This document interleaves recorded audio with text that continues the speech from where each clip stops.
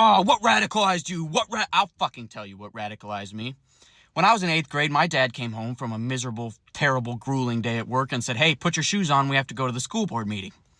Now, I'd never been to a school board meeting, didn't even really know what they were for, but what I did know is that my school had just implemented a policy that anyone could get a free lunch at school regardless of financial status. Rich kid gets a free lunch, poor kid gets a free lunch, paid for by the taxpayer. Now, 8th grade me thought that was a real fucking good deal. I still think that, and I thought then that anybody with a rational fucking brain cell would think the same.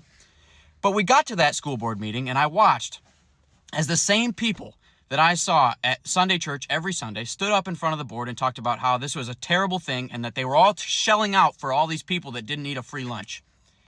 And then I watched as my dad, the strongest, hardest working man I've ever known in my entire life, I mean, he could bend a horseshoe in half with his bare fucking hands. My dad stood up and said, "Hey, I know exactly what it feels like to be the kid that needs the free lunch. I grew up on free lunch. And I also know exactly what it feels like to feel the stigma behind that in your classmates." He said, "If you have a problem with paying for these free lunches, you can bill me." And then he looked at the school board and said, "Thank you for your time," and we left. Now, 8th grade me thought, well, maybe it's just a problem in my slack-jawed yokel of a hometown. But the more I've grown up, the more I've seen that this is not just a problem in 2,000 people towns.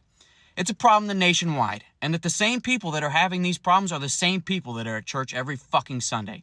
That's what radicalized me.